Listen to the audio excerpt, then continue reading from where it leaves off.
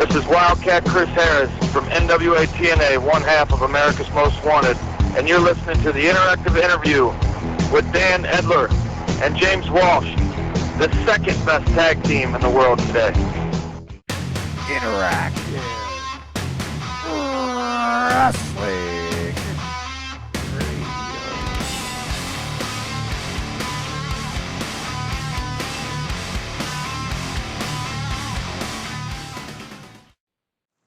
Wildcat Chris Harris, our ninth interview.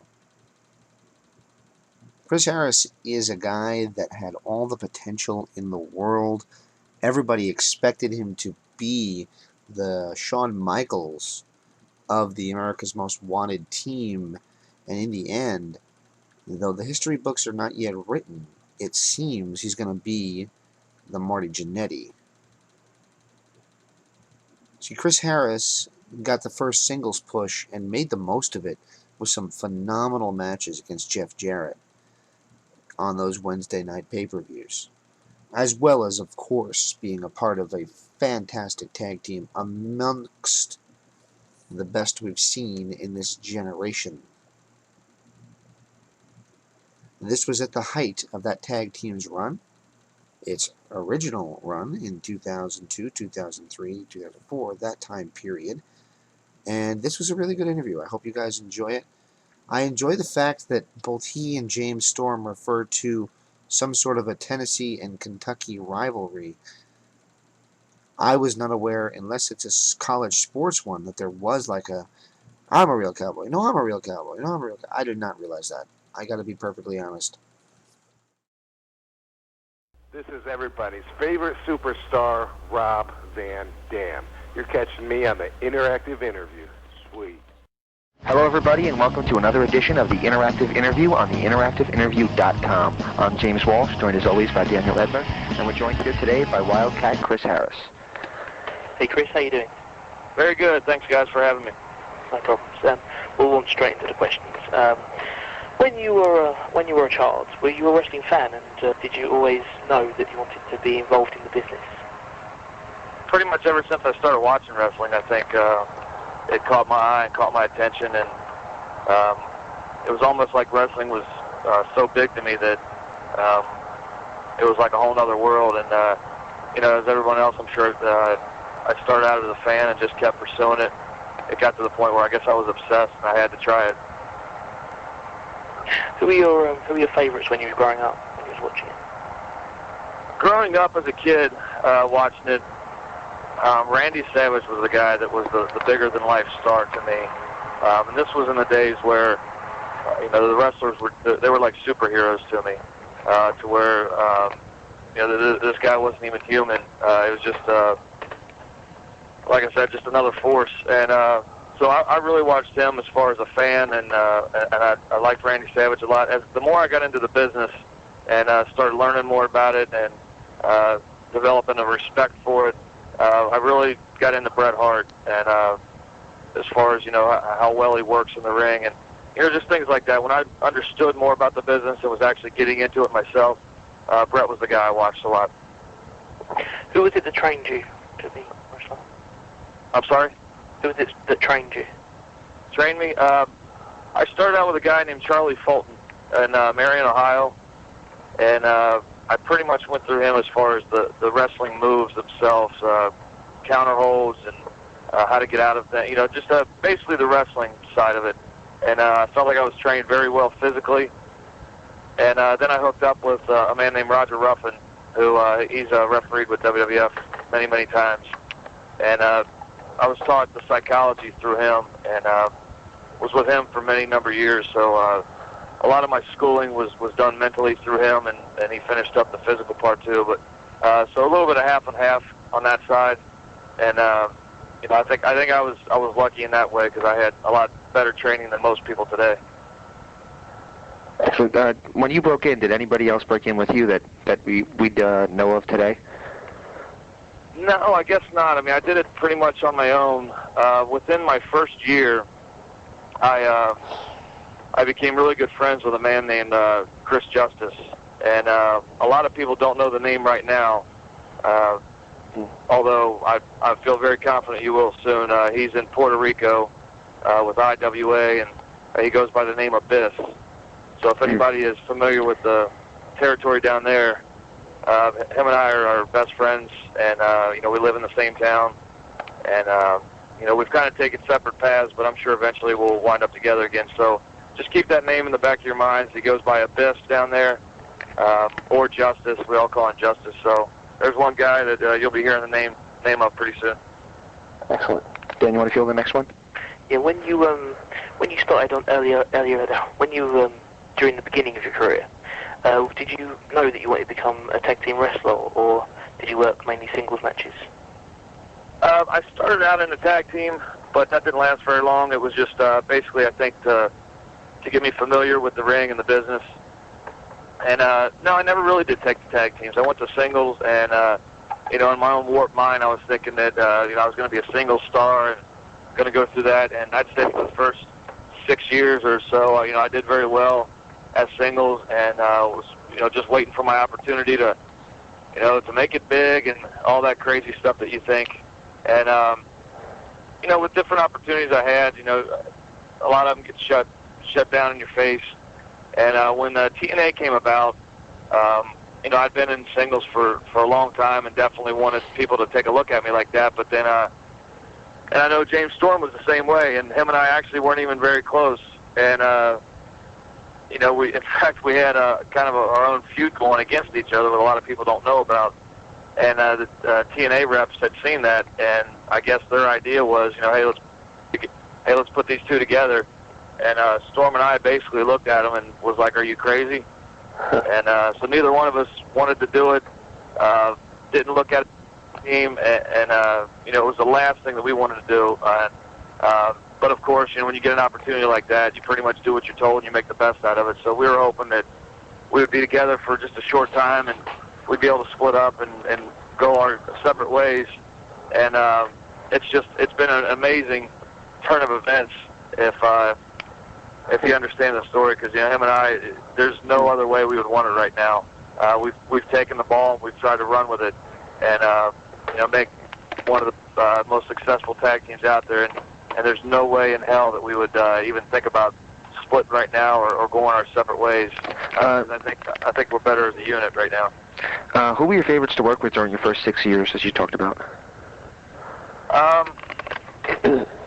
Justice was probably one of my favorites. Again, not many people know the name right now, but he's one of the best big men out there. He's an awesome worker, and so I had a lot of my favorite matches with him. One guy that I got to wrestle a lot that I learned from, and I even became close to, was Tracy Smothers. He's an excellent worker, and I learned so much by working with him. In later years, I hooked up with Kurt Hennig in the past couple of years. And even though I've been in the business for a while, when you get to hang out with a guy like that, there's things that he can teach you that you never even know existed. So, just a few names out there as far as people that people know those kind of names, and especially in the past couple of years since I've got to hang out with a couple guys, it's been a lot better. The veterans of the business, I get to learn a lot from people like that. When you signed with WCW, was there any intention of bringing you in as an on-air talent? Yeah, that was one of the doors that got slammed in my face. I did a country music video. I don't know if some people know about it. I did it in Nashville, and it was a wrestling video, and they used me as the main character, and got a lot of press. Went to #1 on CMT, and the people at WCW were really into it, and they had a whole idea planned out with Jeff Jarrett. We had a whole angle that was going to go. Clay Davidson was the singer. He was going to come in, perform live on Nitro. So a guy like me, getting ready to get his shot, I was very excited about the whole thing. And it was right when the video was #1, so it was hot. It made perfect sense if you asked me, and a lot of guys. Terry Taylor was one of them that I was very close to, that was doing his best to get this done.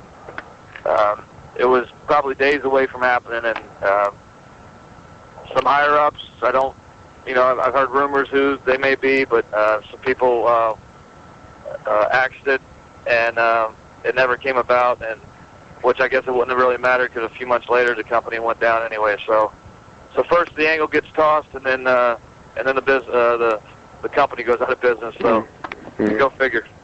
What was your opinion when WCW was sold?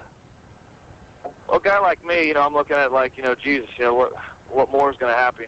That's the last thing that anybody would have thought would have happened. There's always been the big two that people want to strive for. I signed a contract, 6 months later the company's gone. So a guy like me, I was pretty disappointed. I wasn't looking at it from a fan's perspective. I was looking at it as, I was getting my big opportunity here, and then this happened. So I was disappointed, but that's part of this business, I guess. You got so many doors that get slammed that you just got to pick yourself up and keep struggling. So I think I can look at it back today and say, hey, I made the best out of it. Now we got TNA to look forward to. Did the WWE ever contact you after the WCW was sold about your contract? Yeah, I was told that there was a few guys that they were looking at that, and they even sent a bunch of the guys that they kept to Cincinnati, which is where I'm from. Mm-hmm. I went and met with them a couple times. I talked to Johnny Ace, and I was told that they were looking at things, but it was one of those empty promises kind of deal. They just had, when they bought the company, when they bought WCW, they had so many people involved, they didn't even know what the hell they were going to do. Mm-hmm. And obviously, we can all look back and say that they, it was a disaster. I mean, the whole invasion angle, it was nowhere near as successful as it could have been. So if I'd have been part of it, I'd have just gotten lost in the shuffle. So now that I look back, I guess I'm kind of glad it didn't happen, and I'm happy that it turned out that I was with NWA. But like I said, it was more or less just a bunch of words, empty promises. We never negotiated a contract or anything like that. So it didn't really go anywhere. You wrestled Curt Hennig at the one and only MECW event for the MECW title. What are your memories of wrestling Curt, and what are your memories of Curt behind the scenes? Oh gosh, I don't think you got enough tape for this. Oh. No, I'll keep it short. Kurt's a stand-up guy. Back then, I was just getting to know him. I got to wrestle him in WCW, but that was all just professional. And then we got to hang out. I got to get to know him with MECW. Very cool guy. And then when he came to TNA, we became, good friends. We'd hang out after the shows. We'd hang out at the shows. He was probably the one guy that, he's probably the biggest name in this business that actually took to me and gave me some attention, which, a guy like me coming up in the business, you can't ask for anything better than that.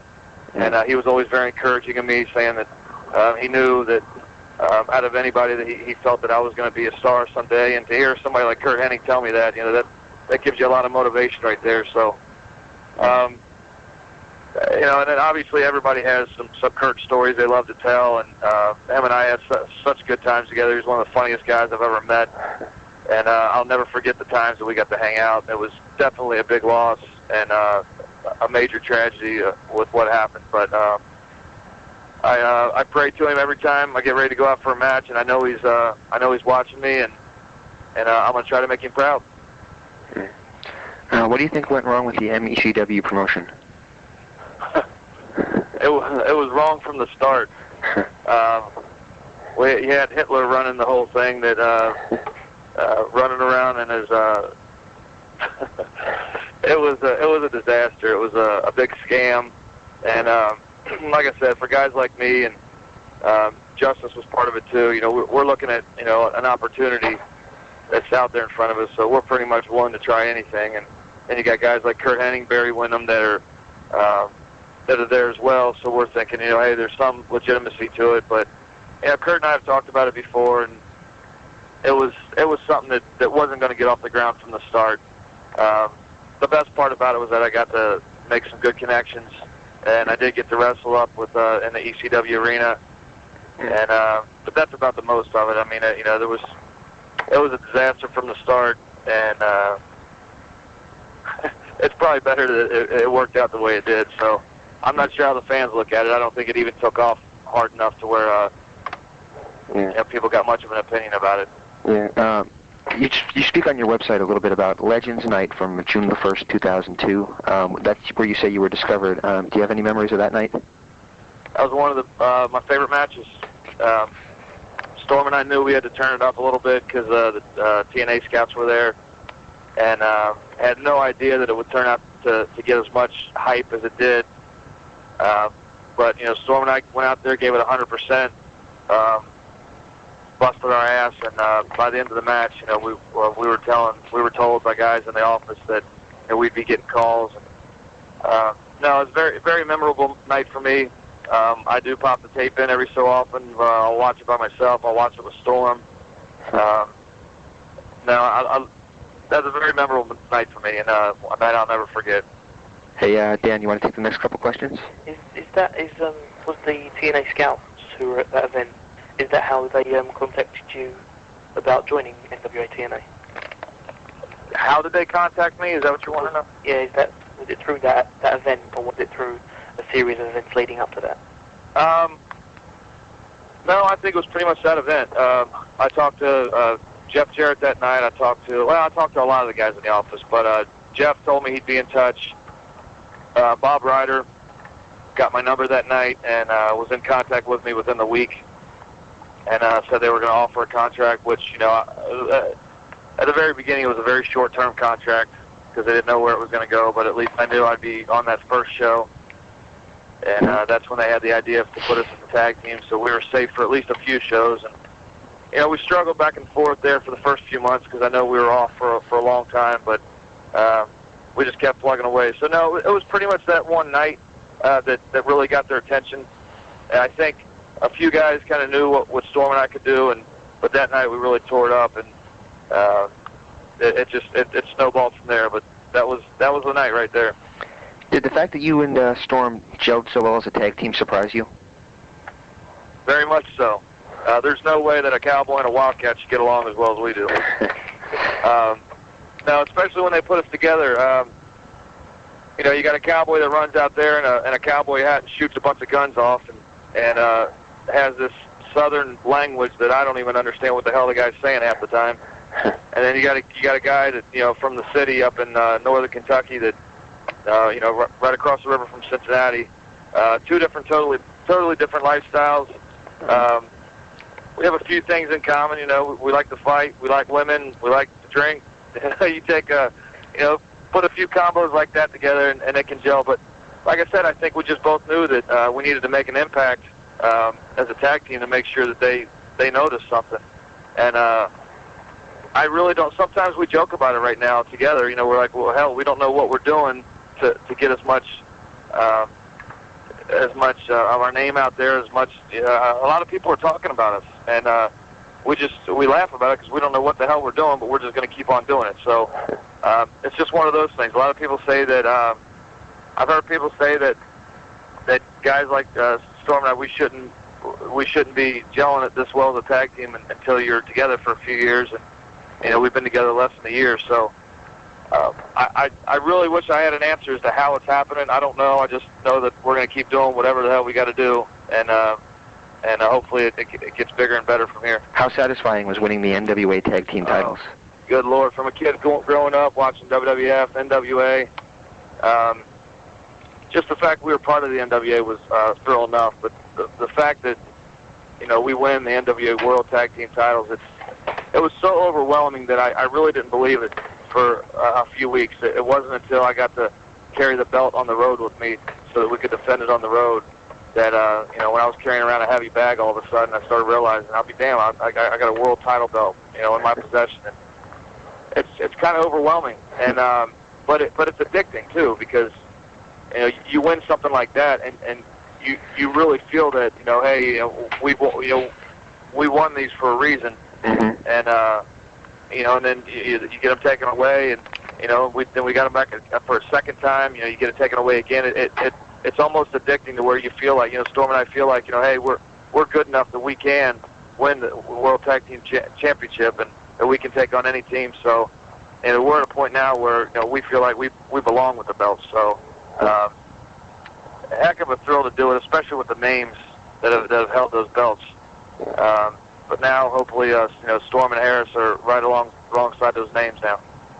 You had some pretty bloody matches with Slash and Brian Lee. How do you enjoy the more hardcore style match? Slash and Brian they're my favorite guys to work with. I think one of the best things about Storm and I is we can adapt to any style out there. If you want to get out there and wrestle, we can have a technical wrestling match. You put the X Division guys out there with us, and we can go that style if we want. And if you want to brawl, we'll fight you too. And I think that what we've done with Brian and Slash is a little bit of all of that. Maybe not as much of the X Division, but we've wrestled, we've brawled, we've fought. Blood, sweat, tears, the whole thing. And I think the main thing is we've entertained the people with that feud. And we've definitely gained a bit of respect for each other. And I think that hopefully that feud it'll come back again. I mean, there's some unfinished business there, but the four of us we'd like nothing more than to lock it up one more time in the ring. How did the company change when Vince Russo came in? How did the what change? Company change. The company.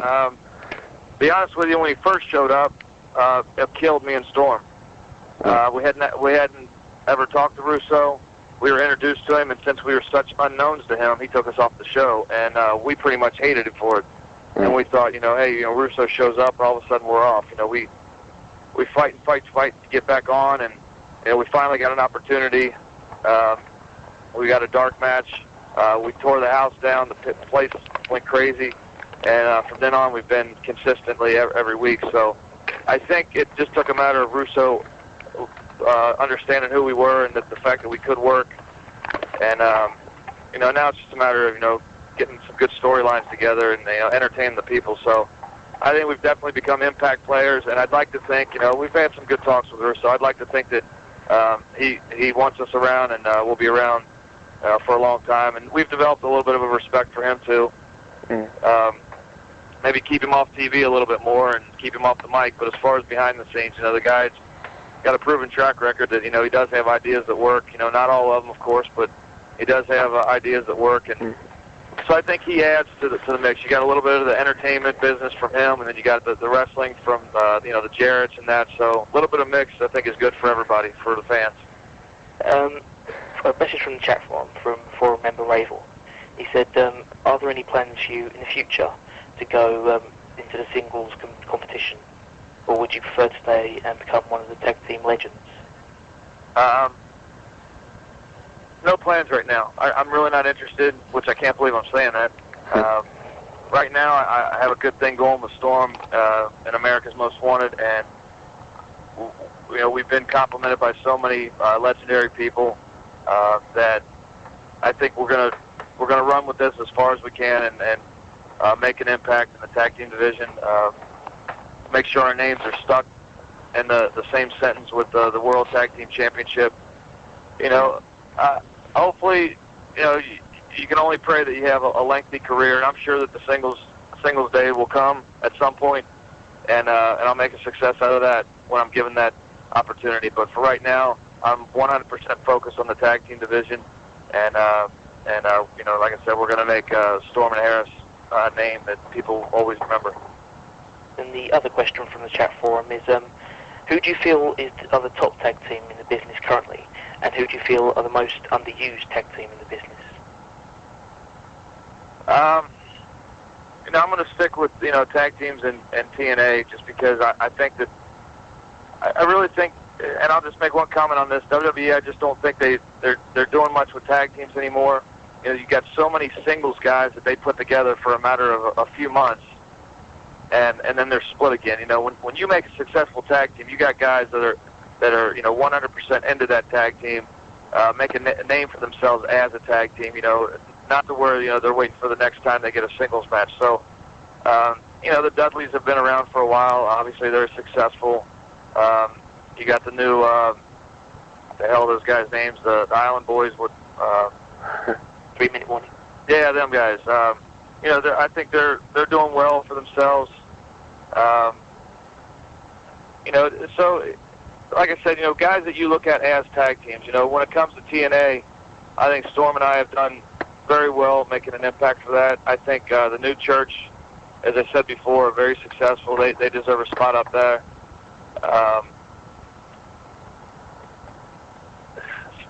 Other than that, the Harris brothers have been there before, so that's, they're still around. You got Triple X making an impact now, so I just think that's one of the things that have hurt the business. Tag team wrestling was so big in the day, and I think sometimes people even got more excited with tag team matches than they could singles. So that's something Storm and I want to bring back. A lot of guys look at us as old school tag teams. Dusty Rhodes has said that, which is one of the greatest compliments I could ever hear. Dusty Rhodes has told us that if we were around back in the 80s, back in his day, that we'd be more successful than some of the guys then. And coming from a guy like that, what can you say to that? So, if possible, that's what we want to bring back. We want to bring back those days.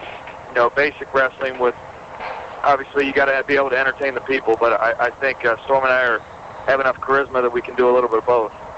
You worked with one of those tag teams from the 80s, the Rock and Roll Express. What's your memories of those matches?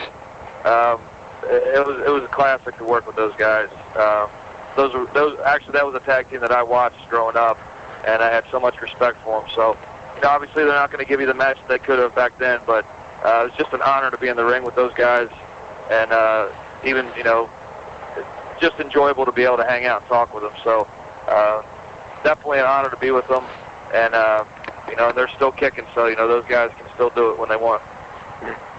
Dan, do you have any other questions? A couple of weeks back, Miss Lollipop went topless on the pay-per-view. We've spoken to AJ Styles and Bob Ryder about the incident. Do you have any thoughts on it? I try not to comment on it because I really don't care about that. If there's guys out there that want to see tits and ass, that's great. Hey, we all love a little bit of that. I don't think it's very necessary for the show. I think that's the extreme part of it going, and like I said, maybe we'll keep some fans because there's a chance they're going to see some tits and ass on the show. But the bottom line, guys, is this is wrestling, and if you want to throw a cat fight in there every once in a while, there's nothing wrong with that. But we also got to remember there's kids watching. I'm not in a position where I can complain about it or anything. I'm just happy to be part of the company. But Lollipop's a good girl, and and maybe she felt like she did what she had to do to get noticed. Who knows? I mean, who really knows the story? But like I said, some people like it, some people discourage it. I guess I'll refrain from any more on that. If the WWE came and knocked on your door right now, what would you tell them? A lot of people think I'm full of crap by saying this, but I think I would probably look away. And one of the reasons I say that is because I look at myself as a very loyal person, and TNA has given me an opportunity that a lot of people have promised I would get before, and like I said before, I had the door slammed in my face. I definitely want to keep it going as long as we can go. And of course, you never want to say never. I work for a company that's in competition with WWE, and I want to do it. I want to be part of the success that NWA TNA has, and I think we've lasted a lot longer than people ever thought we would. And but yeah, I mean, maybe the day will come where they start knocking on my door, and I'm not, like I said, never say never. But that's just something I'll have to deal with when the time's right. I got a lot of good friends over there right now. I know Terry Taylor's in a very good position, and I keep in good contact with him. So you never know what's going to happen. I can't say, but I do want to go on record and say that I'm very happy with where I'm at and what I'm doing, and I want to make sure that I make a success out of what we're doing right now. Before we let you go, we're going to do a little word associations. We're going to name a name or a company, and we just want to get your honest gut reaction from it. It could be a one-word answer, or you can go on a rant if you want to. Okay. The first name is James Storm. James Storm, very underrated, one of the most charismatic, adapt to any style type of worker, has more fire than anybody ever gave him credit for, and he's at the beginning of his career, and he's going to be a huge star. Jeff Jarrett. Had a dream, had a goal, went for it. Jeff's one of the best workers in the business, and I'm honored to be able to work with him. And he's one of the guys proving everybody wrong. He's making a success out of his company. Vince McMahon? No doubt about it. Vince McMahon's a pure genius. I think everybody would love to work for him at one point in their career. And McMahon's one of those guys. He may go down at times, but he'll always rise to the top. So, in one word, a genius. How about Jerry Jarrett? Jerry would be one of those guys, second to McMahon. Jerry's been in the business for so long, is quite capable of making a success out of a company, obviously. Mm-hmm. Nothing but respect for the man. Making his company a success, that makes him a genius. Randy Savage? Superstar idol. Kurt Hennig? One of the best workers in the business. One of the best men that I've ever had the pleasure of being with, and I miss him a lot. Okay. We'd like to really thank you for this interview. It was a fantastic interview. And Dan, do you have anything else to say? No, it's just thanks for the interview. Good luck with your future in NWA TNA. Hope to see you rise to the top. Thank you so much, guys, for all the support, for having me on. Appreciate it. Thanks for the support of TNA. Excellent. Stay tuned for more from the interactive interview.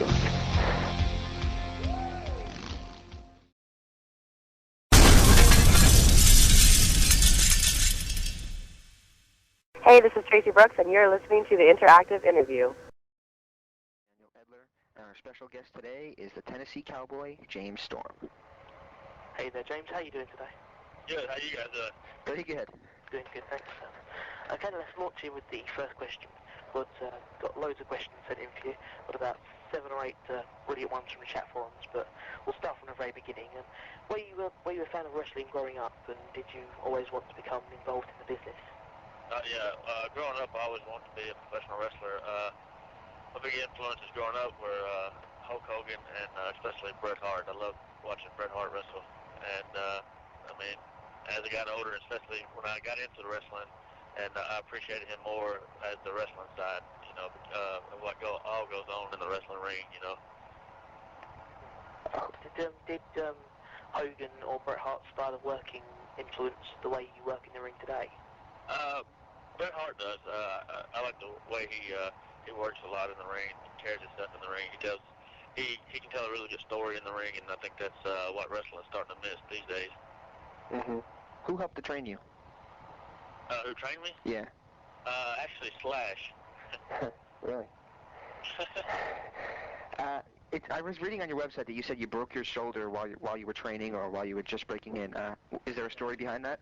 When I was starting to train, it's probably about a month and a half when I was in training, and I went to take a clothesline bump, slip all the way over, and I didn't make it all the way, and I landed on my shoulder and broke it with a compound fracture. So it wasn't good at all. That didn't. For a whole year, I couldn't even move my shoulder, and then once I got better, I started retraining and everything again. Did you ever second guess your choice to go into the business, or? No, not at all. Like I said, it's what I always wanted to do, and nothing's going to stop me, not even that. When you were being trained by Slash, did anybody else, was anybody else trained with you? Did anybody else that we might know break into the business at the same time as you? No, actually, I was the only guy that made it out of that wrestling class. Wow. It was more of a shoot class than a wrestling class. How did you get the name the Tennessee Cowboy? I have no idea. I'm just a redneck from Tennessee, and I always walk around with a cowboy hat on, so they just call me the Tennessee Cowboy because there's not too many cowboys from Tennessee. What were the indies like when you broke in? Pay was really, really low, probably like it still is today, but I learned a whole lot on the independents, and that's what brought me to TNA now, just learning a lot as different territories that I travel around to, and I just took every style that I learned and just put it all together. How did you become involved with TNA? Actually, the talent scouts were at the National Fairgrounds looking for talent, and that night me and Chris Harris, which is my partner now, had a match against each other, and they really liked it. So and they signed both of us the next day. We talked to Chris Harris about 2 hours ago, and he was talking about you guys never really getting along before you guys became a tag team. Was the fact that you guys became a tag team something that you were looking forward to? No, not at all. Like you said, we didn't care too much for each other before we teamed up. He's kind of the big city type, and like I said, I'm the old country guy. And but we get along. Our chemistry in the ring is very good. So I can't ask for any much more than that. Was that surprising to you that you guys did gel as well as you did? No, not really. I mean, if you take two good athletes and you put their egos aside, I think they can get along really good. Go ahead, Dan. No, you go for it. Okay. How was winning the NWA Tag Team titles? Was that like a dream come true? It was, and even after we won them and got backstage with them, it still seemed unreal that we were holding the belts that other great tag teams have worn, like the Rock and Roll Express, the Midnight Express, and the Road Warriors. Mm-hmm. And I mean, it's just an honor just to have them belts. Like I said, it still seemed unreal when we got the belt. Mm-hmm. When you first broke in, was you originally planning on being a tag team wrestler, or were you planning on being a solo superstar? No, I planned on just being a singles wrestler throughout my career, but whatever it takes to make it, that's what I'm willing to do. And being a tag team with Chris, I mean, it's going really good so far, I think, and I'll continue to be tag team with him as long as I can. Chris said that he'd prefer to be one of the tag team legends in the business, as opposed to going on and being a solo sort of mid-carder. Do you share that same sort of view? Oh, yeah, most definitely.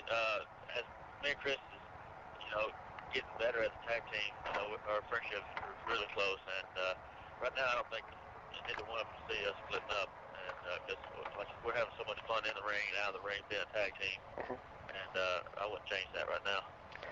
When Vince Russo came into the company, it seemed like you guys kind of dropped down in importance. Did you guys have an opinion of that? Oh, yeah, most definitely. But just we did some R&B security up in WCW, and he never really paid attention to us and stuff. And then when he came back in, we was like, I don't think this would be good for us. Oh. But I mean, he's seen how we can wrestle and get over with the crowd, and so I mean, he enjoyed us. So, but I mean, I get along with him. Both of us get along with him really good right now. So I mean, it's all a team effort in TNA. So who have been some of your favourite matches when you've been within TNA? Because you've had some brutal matches with New Church, and you've had some really technical matches. So what's been your favourite, would you say? Actually, my favourite match so far would actually be when we won the tag team belts from the New Church, and also the match that I had singles with Slash. Them were two ranked up at the top. What is your opinion of the ideas and views of Vince Russo these days? I don't agree with it too much, just because I'm more of a traditional kind of guy. I don't believe in all the custom. If you give people a really good wrestling match, then they'll tune in to watch it, But, hey, whatever works, let it keep working.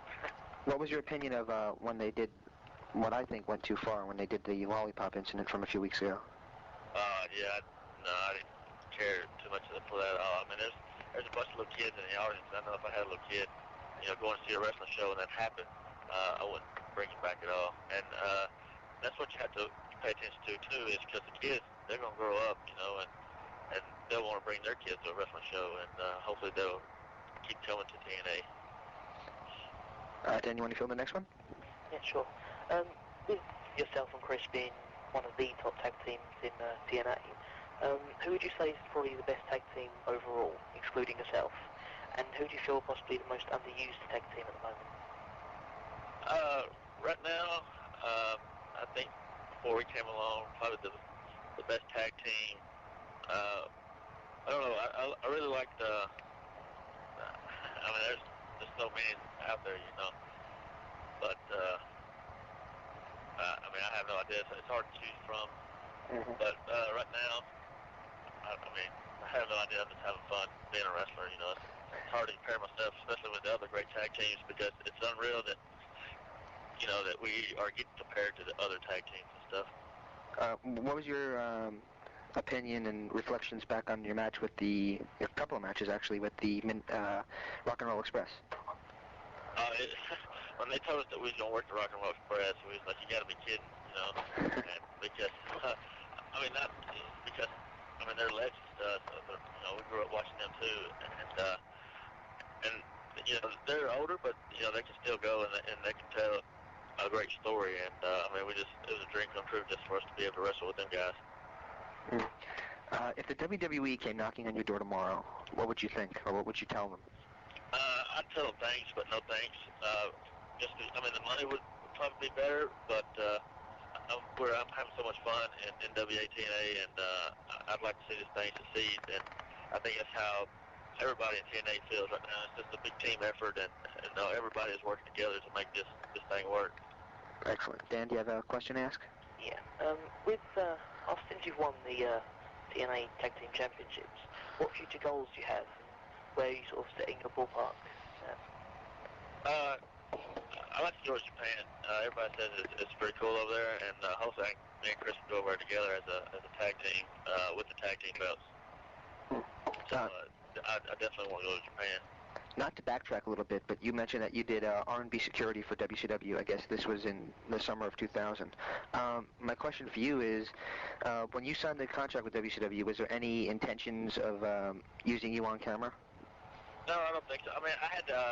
I had a couple of matches on Worldwide or whatever, but I don't think they was really looking for something. And it's just funny how everything works out. Now I'm, one of the top tag teams in TNA right now, and that Vince Russo helps run.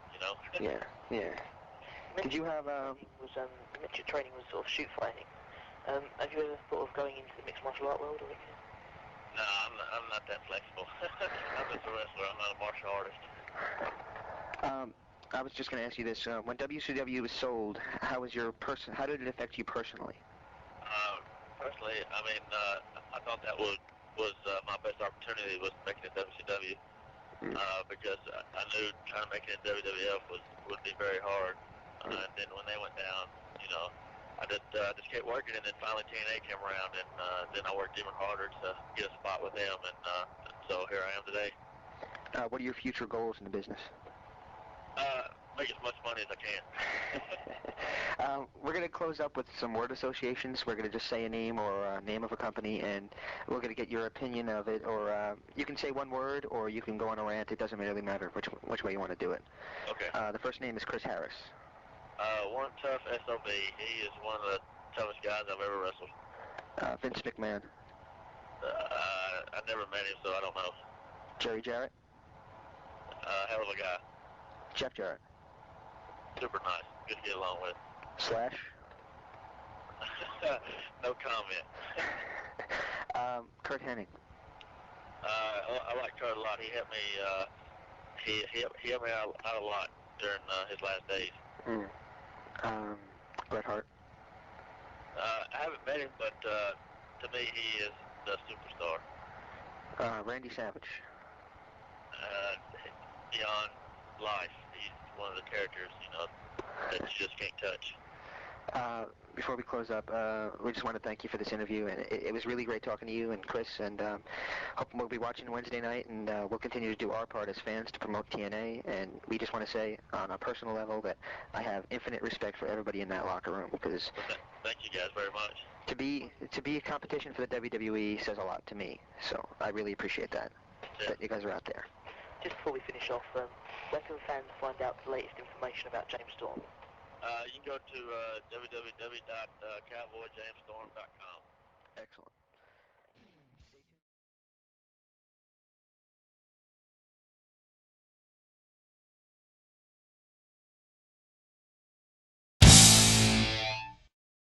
What's up, my nizzles? It's me, the B-Jizzle from NWA TNA, and you're listening to the interactive interview. And if you ain't down, clown, I got 2 words for you. Ooh, that's copyright infringement. Welcome back to the show. We just were joined by America's Most Wanted. That was a great show there, James.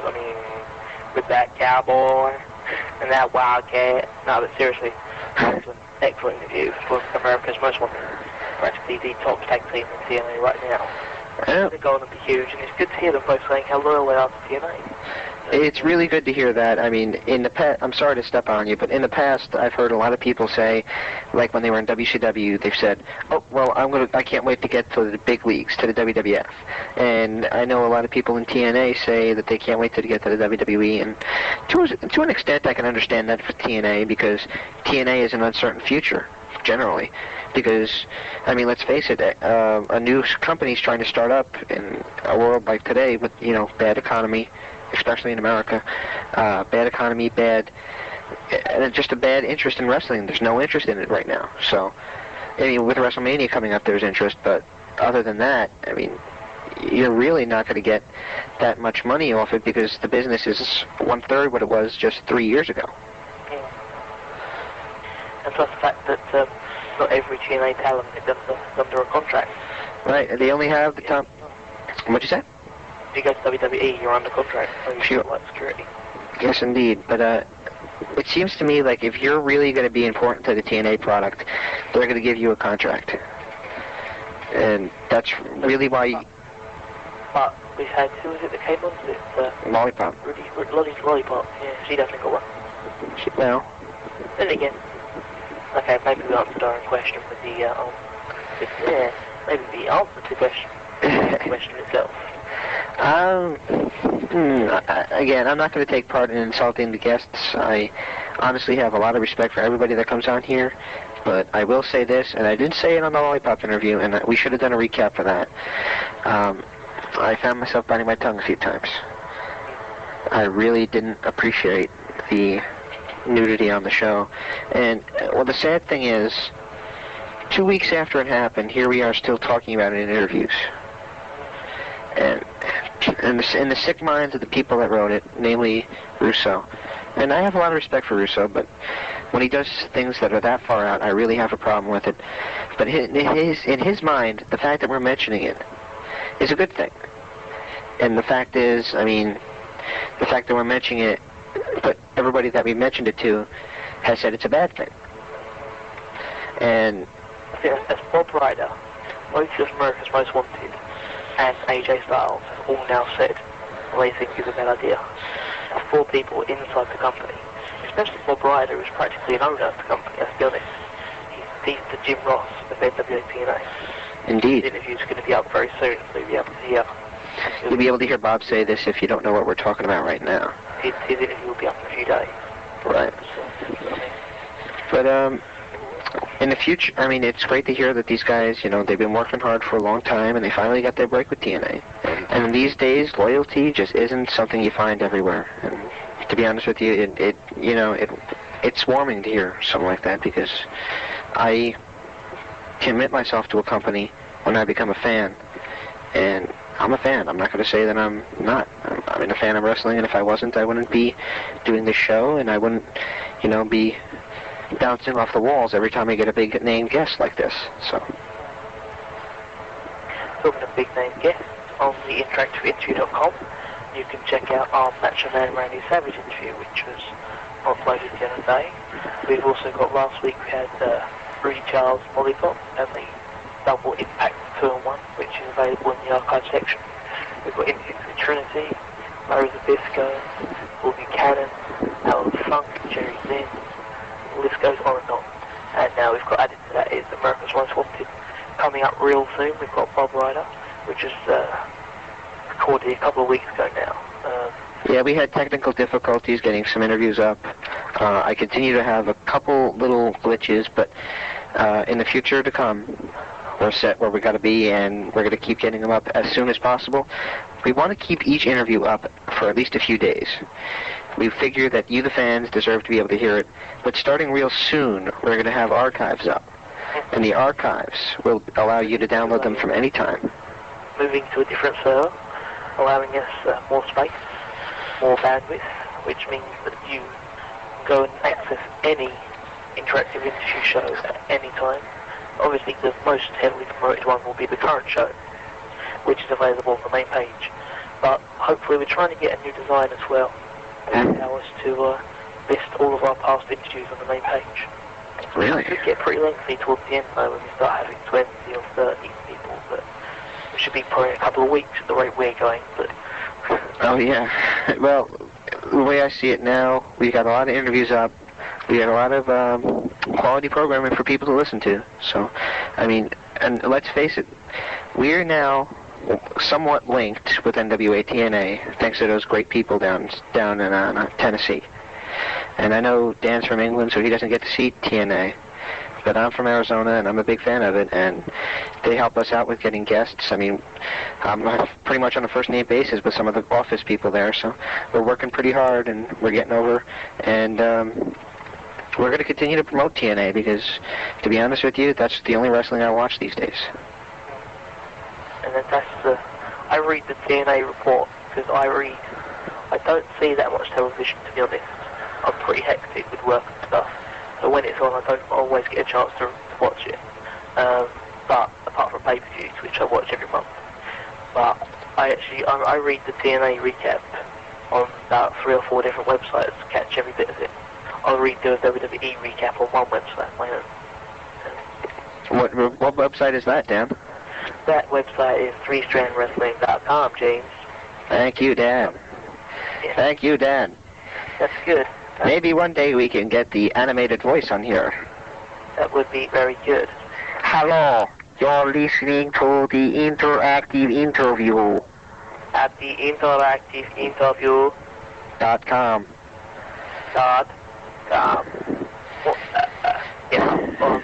Okay, so upcoming guest, we have Dan Seven on the week beginning 7th of April, Monday. Anyway, we're probably going to be doing him on Tuesday of that week, but I'm concerned at this time. Dan was supposed to be down the other week on Tuesday, but one of our many technical issues, which are completely in the past now, was that the recorder equipment blew up. Record. It jammed completely. So we spoke to Dan about this. He's not got a problem with it. Rearranged it to a time more convenient to him. We're looking to get people like X-Park, Yuta Guerrero, who will be a very interesting interview. Yeah, I might have to use the mute button on this phone. If he still speaks the way he did in WCW, I'm going to have to use the mute button because I'm going to be laughing my rocks off. But I'll be carrying that interview. Yep. Oh, pretty much similar to every other interview that we do, but, and... You're an asshole. Harsh. And, yeah, so probably looking to get Goldilocks from TNA. And what I'd like to talk about her is, evidently she's working on a music career, so she might be someone to talk to. Got that? We've got that, plus her wrestling, so... And you're heavily involved in music. Yeah, not her... opinion on The Rock's performance in his own little rock concert on Raw this week. He did do a rock concert? I mean, I honestly haven't even watched it. It wasn't a rock concert. It wasn't the genre of rock. It was The Rock's concert. What did he do? I didn't even know. Well, from the recap I read, because of course I don't get it till Friday, it was last week, not this week, it's gone last week, and he pretty much, it was just an angle where Austin hit around head with guitar and blah, you know, rubbish. We're recording this before WrestleMania, so we can't comment on WrestleMania itself. But. So this will be like, there's been how many WrestleManias, and Rock and Austin has been the main event of how many of them? I think it's been 4. I think there's 2 each at the moment, and this is going to be their 5th. It's going to be, Austin said in a different interview on some really crappy show, don't listen to. But yeah, he's done that he's going to be. This will be the last Austin versus Rock on the pay-per-view or something. And the world breathed a sigh of relief. I can't stand... It's almost cliche how many times they have the same guys wrestle each other. It's cliche how many times Austin wrestled The Undertaker. Triple H versus The Rock was pretty much the main event for 4 years straight. I mean, come on. I want something new. Bring some new stars. At the same time, it's also a testament that they can keep such a good feud going for so long. Not sure I agree with that. I honestly was bored with their first match. So. But then again, I'm Mr. Anti-WWE. Granted, I like the fact that some people, you know, that break their backs to get there deserve it. But then again, most of those people don't ever get their shot. I mean, one of my favorites in ECW fame, ECW times, was Nova. I mean, Nova got in there for years in ECW. I mean, he went from being seen as a Power Ranger ripoff to being taken seriously. And I mean, in the last ECW Guilty as Charged pay-per-view, he came out to Metal Health by Quiet Riot, one of my favorite bands, and pretty much cleared house and kicked ass, and he looked awesome. And now what do they do in WWE? Stick him in a developmental deal, and pretty much, I mean, I heard he did a Velocity match, but that's about all I've heard of him. And it's a shame because he's got short hair now. Yeah. So he doesn't look like Triple H, because of course you're always going to get Nova and Triple H mixed up. Yeah, I mean, they look so much alike and they work so much alike, and he's got such, like, you know, he looks as old as Triple H does as well. Yeah. The strain of life with Stephanie McMahon is obviously showing on the face of Nova as well. In case you can't tell, I'm being a tad sarcastic. Just a tad. Yeah, just a tiny, just minuscule. Take your fingers and put them really close together, and that's how much sarcasm. Yep, just a little bit. Just a wee bit. I'm good at sarcasm, aren't I? Yeah. Face the serious what I'm saying. We've talked a really long time about how sarcastic you've been. That's going to be more of an issue than the guest at some point, isn't it? We'll end up having a guest, like, with myself. Who'll be interviewing me. Well, we can interview, we're gonna have you on, and you're gonna help interview your ego. Well, that'd be good. That'd be entertaining. Probably our most highly rated show. Let's be honest. We've got Macho Man. It's not bad. We've had Bull Buchanan. It's alright. My ego. I can get a recap of it. It'll be good. Hey, well, look at it this way. At least an interview with your ego would be free, unlike some other shows out there. Yeah. Taking no tabs at any other shows. Oh, no, of course not. I don't do that. That would be beneath me. Yeah, that'd be beneath you. It's not beneath me, so... Wrestle Zone Radio. Oh, man, you just said it. You didn't say that, did you? Said what? No, I didn't say anything. Oh, okay. Well... It's not me. It came from my phone, but it couldn't have been me, because it wasn't my accent. It wasn't your accent? No. So, something else that we can talk about. Oh, yeah, RowdyRowdyPiper.com. RowdyRowdyPiper.com, check it out. You've got 2 new pay-per-views up for your viewing pleasure. Still only $4.95, much cheaper than the RF video interview. You can check it out, you get it for an unlimited amount of time. Only one IP address, which means that you can only check it out on one computer. But that's done for security reasons, so you're not going to go hand it out to all your friends. Check out the newsletter, which runs every couple of weeks. They got some, not exclusive Roddy Roddy Piper news, but they get Roddy Roddy Piper news and general wrestling news in general before the main site does. So, I mean, if you don't want the hassle of having it to your email box, you don't have to, but you might have to wait, say, a week longer to find out the latest news. And then, wait a minute, if you have to wait a week, is that still news? It's old. Olds. Oldest, yeah. They can have an Olds board. Yeah, this was Olds board. Run by the Oldsmobile. Yes, I used to get Oldsmobile mixed up with oatmeal. Say that on the thing. I did already. Okay, stay tuned for more from the interactive interview. We'll be back next week, hopefully with new guests. And again, we're on the climb, and we're always going to be free. That's one promise I make to you. We'll always be free. Of course, donations are nice, but we'll always be free, and we're never going to insult our fans. You guys are what make this show work. You're the ones who give us the questions, and this show is made for the fans, by the fans. But now that we've shut James up, check out theinteractiveinterview.com. Submit your questions for future guests at 3swforums.com.